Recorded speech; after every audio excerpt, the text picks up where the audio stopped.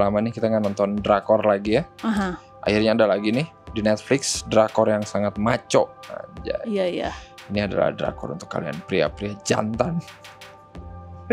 Emang gitu. Karena isinya hanya ada para pria baku hantam. Mercy for none. Gila, ini adalah John Wick-nya Korea katanya. Iya. Kata orang-orang, aku Iya. sering baca komen gitu. Iya. Tapi emang iya sih. Emang iya ya. Simpel ini drama balas dendam lah, klasik lah ya. Iya. Ya John Wick juga balas dendam ya. Jadi mungkin orang mikirnya ya John Wick banget gitu ya. Iya. Tapi ada lah scene yang mirip John Wick juga. Oh iya sih. Yang kayak apa tuh, nyari nih ntar dapat uang gitu. Iya. Gitu-gitunya juga ada. Ya boleh lah ya. Dan ini tuh ada berapa episode? 7 ya? 7. Cuman 7 episode. Satu episodenya paling 40-an gitu kan. Jadi enak nih ya. Iya, masih cepet normal. beresin ya. Iya benar. Ceritanya tentang seorang gangster yang sudah pensiun namanya Nam Gi-jun ya namanya. Betul. Dia ini udah pensiun bisnis camping. Iya, dia punya ini akang-akang glamping gitu. Iya. Dia punya Di bisnis Cikole. glamping. Jadi intinya ada 2 kubu gitu ya di series ini.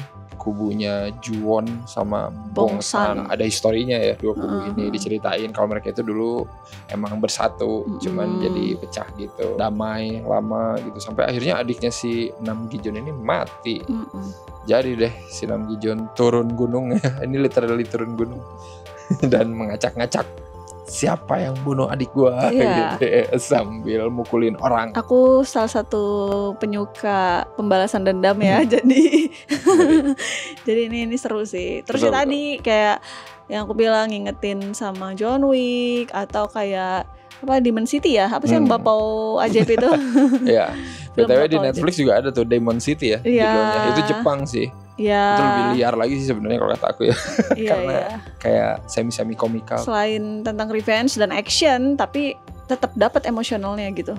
Kayak sedih-sedihnya, kayak gitu-gitunya. Soalnya kan ini pengkhianatan, adik, keluarga gitu-gitu ya. Jadi kayak sahabat, mantan sahabat kayak gitu itu. Jadi lumayan cukup selain action tapi ada juga sedih-sedihnya gitu loh. Iya, betul. Korea juga sih ya soalnya. Pasti. Dan bicara actionnya ya oke lah kalau kata aku. Iya, aku suka sih. Berantemnya tuh banyak tangan kosong gitu, pakai pisau gitu. Dread 2 sih, lebih ngingetin ke Dread 2 ya yang lebih melibatkan mirip-mirip kan, ada gangster gitu kan, ada grup mana terus perang, nah kayak gitu-gitunya ngingetin lah dikit-dikit. Tapi ya oke. Iya, aku suka sih fighting scene-nya, maksudnya koreografinya juga bagus. Dia tuh kan sering nampol orang ya, maksudnya nonjok pakai tangan kosong, bener. Tapi nonjoknya itu kayak intens gitu loh, kayak kerasa banget gebukannya gitu.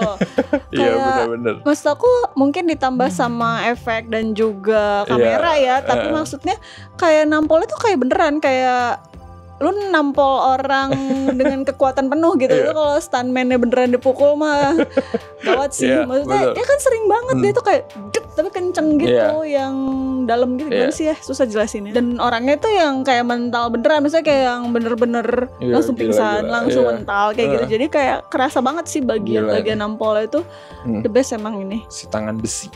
Enggak sih. Gi-jun. Enggak sih. Enggak sih. Tapi intinya mantep lah.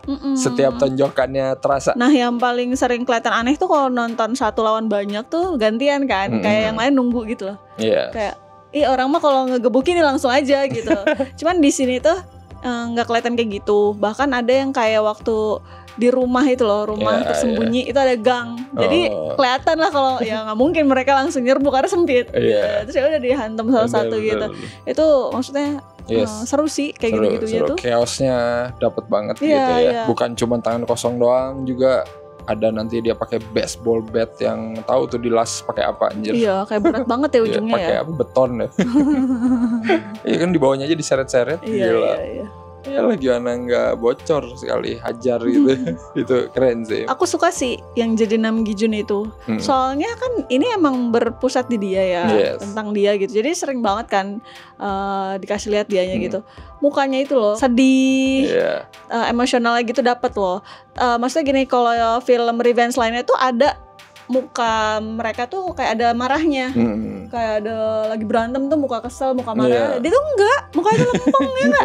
Terus sedih gitu kayak matanya turun. Kayak mukanya tuh sedih mulu tapi bak-bik gitu. Agak aneh sih sebenarnya, enggak ada wajah yang amarah, teriak atau apa tuh enggak. Dia tuh sepanjang film tuh ya udah mukanya muka sedih aja. Yang bikin ini kelihatan kayak asli gitu. Ya dia tuh enggak pakai strategi. Jadi misalnya nih dibilang, nih ada si ini di sini, langsung datang aja, nggak takut mati lah intinya. Jadi kan biasanya kan kalau orang tuh, iya kita harus gini dulu biar dia begini, enggak, dia kalau udah dibilang nih di sini, ya udah datang aja jalan sendiri. Aku suka bagian berdarah-darahnya lah. Itu udah pasti lah. Selain fighting scene-nya, ya itu juga bagian berdarah. Karena kan di sini kebanyakan pakai pisau, nancep, kena jari, kena pergelangan tangan, kena leher, kayak gitu tuh kayak Iyalah, itu yang bikin action Asia itu lebih mengerikan sebenarnya. Iya, lebih relate ya. Iya, karena itu benda tajam. Benda-benda di sekitar kita. Benar. Terus dia tuh suka make yang kayak The Raid itu yang kecil-kecil gitu loh. Pisau-pisau yang kecil-kecil gitu loh. Yang diselipin ke sini terus gitu-gitu loh. Selain action, ada selipan misterinya. Jadi kan di awal kita dikasih tahu kalau adiknya tuh mati. Tapi nggak tahu siapa. Bahkan si Nam Gi Jun juga masih mencari-cari gitu. Ini siapa gitu, dengan ada polisi dan apa-apa tapi dia tetap masih nyari tahu. Nah kita juga sebagai penonton tuh kayak oh iya ya gini, ini siapa ya, kok ini punya motif tapi ini punya motif gitu loh. Jadi di situ juga seru sih. Suka gimana para gangster ini beroperasi gitu ya, karena mereka kan kayak perusahaan legal ya di sini. Tapi sayangnya yang aku nggak suka juga udah bagus ngeliatin gimana presentasi para gangster ini, tapi kita nggak pernah dikasih lihat gitu sebenarnya bisnis mereka tuh gimana sih. Bener sih. Iya jadi itu yang sebenarnya gitu ya. Aku tuh pengen tahu juga gitu kan. Di sini kayak udah lebih fokus ke intrik siapa yang bunuh, siapa yang pengen kudeta gitu dan lain-lain. Padahal ini kan series, maksud aku kayaknya bisa lah 7 episode gitu ya, ngapain gitu ngeliatin kalau emang perusahaan ini tuh punya bisnis yang ilegal, yang emang kotor gitu, cuman kayak nggak pernah diliatin gitu, dikit aja sih, itu sayang sih. Cuman paling cuci uang doang ya, dikasih taunya sedikit ya. Tapi kan itu pun kayak cuman diomongin gitu, maksudnya kita nggak pernah lihat gitu in actionnya. Buat aku sih pribadi terlalu banyak orang dan pasti membingungkan gitu. Aku tuh sulit menghafal nama ya. Itu selalu itu. Ditambah karakter baik banget, terus dan mereka baik yang pindah gitu. Jadi kayak dulu di sini, ntar pindah sini. Jadi dia ngebahasnya gini. Iya kamu kan dulu kerja di sini, pantas kamu jadi mengkhianati kami gitu. Jadi, aduh ini gimana gitu. Sebel gitu. Bahkan menurut aku ada beberapa karakter kunci yang kayak baru keluarnya itu di akhir-akhir. Yang padahal penting. Nah tapi kita nggak pernah tahu gitu di awal. Untuk karakter Lee Gum Song itu yang karakter jaksa, anaknya bos yang Juwon ya. Iya, itu buat aku kayak kurang aja sih. Di awal tuh emang dia tuh kayak misterius kan. Kayak dibikin gimana sih, kayak bisa lah dibikin jadi jahat banget tuh bisa sebenarnya dengan kemisteriusan dia di awal, di sepanjang film. Tapi pas di ending lah gini doang gitu. Jadi kayak aduh, kita kalau main game nunggu yang paling terakhir bos besar gitu kayak dapat gitu, kayaknya tuh enggak, jadi kayak karakter dia tuh kayak emang kurang aja di developnya sih menurut aku gitu. Padahal kan vital, cuman di awal, di tengah, di akhir itu kayak ya udah dia muncul banyaknya tuh lebih ke pas di akhir-akhir sih. Jadinya kayak kurang dapet aku tuh, sebenarnya aku lebih kurang dapet sih motivasinya gitu aja. Iya. Metongnya juga gitu doang lagi. Jaksa muda. Nggak boleh bunuh diri, enak aja loh bunuh diri. Tidak bisa kawan, kamu harus saya bunuh. Konklusinya tadi mungkin gara-gara karakternya itu juga ya, si jaksa itu kurang nampol juga. Gimana sih ceritanya ngebuka misterinya itu loh, kayak anti klimaks kalau kata aku ya gitu. Karena intinya itu kan yang kita tunggu-tunggu, tapi ternyata skema juga gitu dari beberapa karakter yang kurang kuat tadi gitu. Kalau memorable sebenarnya banyak ya, adegan action yang di rumah itu oke sih. Lawan berapa itu?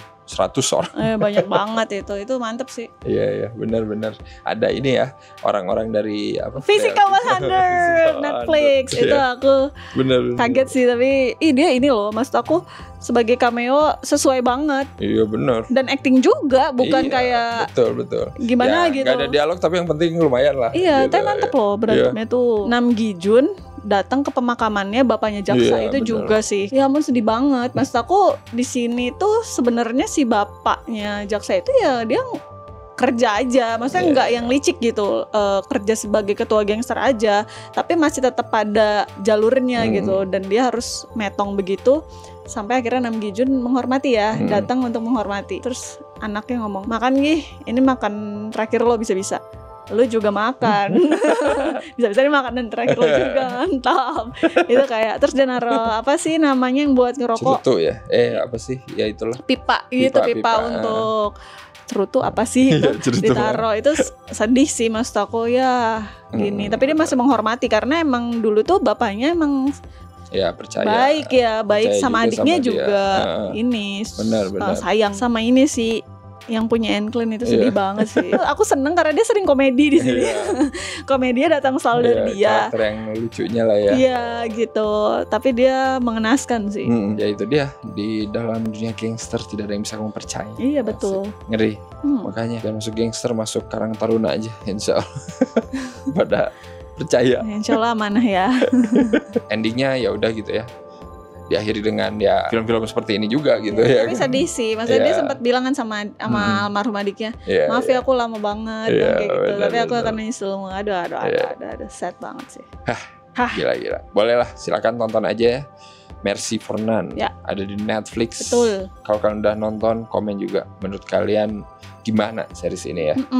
Tapi kita kasih skor dulu berapa nih? Seru, intens gitu. Jadi aku kasih 7,5 flash disk per 10. Mantap. Kalau aku 7 lah, series action 7 episode yang oke untuk ditonton sesuai jumlah episodenya aku mah. Silakan, gak akan kerasa kalian nontonnya juga kalau kalian binge watching mah. Seperti biasa, jangan lupa apa aja? Like, comment, subscribe, follow semua sosial media Cinecrip. Kalian juga bisa join membership Cinecrip, bisa beli merchandise Cinecrip, linknya ada di bawah. Dan ya udah, kita ketemu lagi di seri-series action yang seru kayak gini. Ada lagi nggak ya? Mungkin ada lagi. Bye.